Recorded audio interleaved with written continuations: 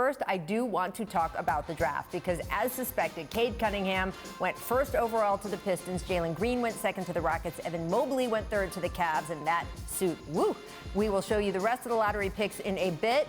That's not the suit, but the Evan Mobley blue suit. There it is, that suit. I think that was my favorite of the night. We'll talk about that. Why don't we instead talk about something more important, though, which is Perk. Who had the best draft in your eyes? You know what? It was hard to pick from, Rachel and Mike, for the simple fact that I thought everyone did a pretty good job because that's how deep the draft was, right?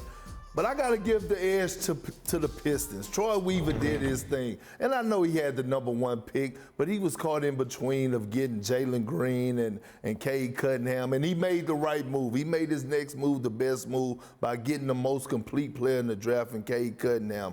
Then sliding into the draft, he ended up getting Livers from Michigan, which I thought was a steal, a guy that's ready to play right now that could come in off the bench and provide some energy, could provide depth at that point guard position or two guard position. And then he stole the college player of the year and Big Garza from Iowa, you know, and I'm like, whoa, like he got him late second round, and I just don't get it. One thing we know about Big Garza, he could put the ball in the basket now. He's a 20 and 10 type guy.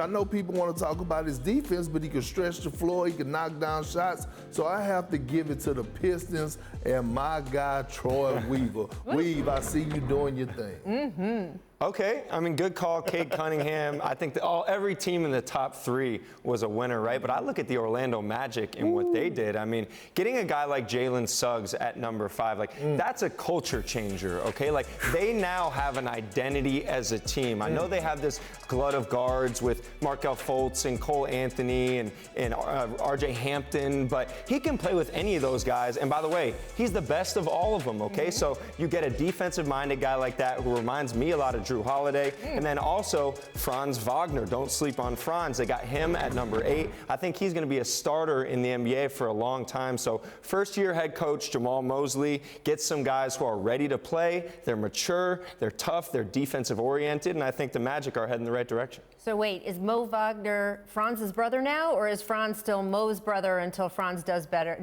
really makes his NBA mark? Mo is Franz's brother. First top 10 pick? Okay. Yeah, 100%. Give some love to Franz, man. 19 years old. Right, don't sleep. I'm so happy you asked Mike that question because if you'd asked me, the show would have been over. That would have been just. We'll get to the pronunciations and all of that in a little bit. I mean, look, I think Orlando scored too. I think, I mean, it was partly because Jalen Suggs fell to them. 100%. I admire Masai Ujiri for doing his own thing. I think Masai Ujiri has earned the credit of knowing when he has a North Star he wants to follow, it's for a good reason. You could kind of see the move that he might next make in free agency or trade with that pick. But I did love Orlando and Detroit. And as someone who covered the 2003 Pistons that won the title, I mean the 2004 Pistons that won the title, the 2005 Pistons that went to the finals, I am so excited to see that market get a good team again because that building can be amazing. And that crowd and that fan base can be amazing if we just put the team in it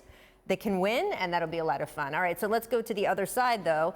Who had a disappointing draft in your eyes, Mike?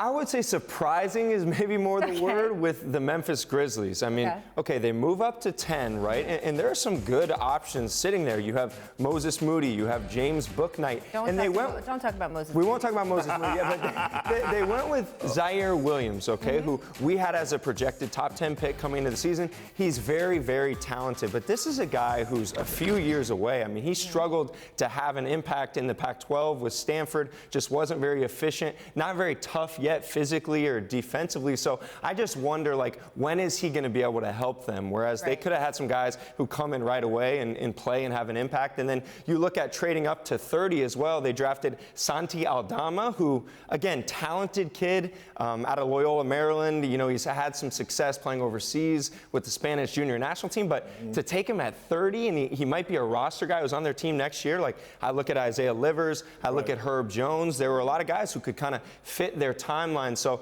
it was more surprising based on how well they've drafted these past few years. I mean, you look at Ja Morant, Desmond Bane, Jaren Jackson Jr., Brandon Clark, like whether it's at the top or the 20s or the second round, they've had all these steals. So I was just a little surprised to see them take more of a long-term approach. Well, you know what? I was more disappointed in Masai Ujiri and the Toronto Raptors. And I'm very high on Scotty Barnes, right? I thought he should have went lottery, which he did. But I just think you can't pass up on Jalen Suggs, and especially when you look around the league at the point guard position. When you look at Russell Westbrook, you look at Kyrie Irving, you look at all these guys, James Harden, even when he slides to the PG position, Drew Holiday. When you look at a guy like Jalen Suggs, this is a guy that, you know, could be an all-star for a very, very long time. And I think Orlando struck gold by him not getting picked by the Toronto Raptors. This guy is fearless. He's relentless. The sky's the limit. He has a very, very high IQ, and his leadership skills are off the charts. And then we already know that Toronto is probably going to lose Kyle Lowry, right? And we know that they have a history of playing that small ball lineup in the backcourt, and I thought Jalen Suggs would have fitted well with Fred VanVleet. So the biggest disappointment to me was the Toronto Raptors passing up on Suggs. But then you kind of have to wait to see the whole play out, right? So we have to see where Kyle Lowry actually ends up. If Kyle Lowry maybe has if Kyle Lowry has come to Masai Ujiri and says, I would like to stay in Toronto, we have no idea. That might have informed that decision. I don't know what the dominoes. It felt like this was the first of a multi-part move, just knowing the way Masai works. We will find out. I was also confused by some of the Memphis selections, only for me because they have a gift. They're not rebuilding. A lot of teams that draft future projects, they're rebuilding anyway. This is a gift that they've created, by the way. They earned it by having such young players who are stars, Ja Morant, Jaren Jackson Jr. You could draft an NBA-ready player right now who just folds right into those guys' timeline and have this power core of guys who are all around the same age. You'll have that now age-wise, but unless these guys develop differently than you, the experts project, which is what I go. I go on Mike Schmitz's recommendations when I'm evaluating talent. Rachel, you know my then it's going to be a longer You know process. my thing about Mike and his analysts for us when it comes to this area of the draft and prospects, he's been on point like Rondo.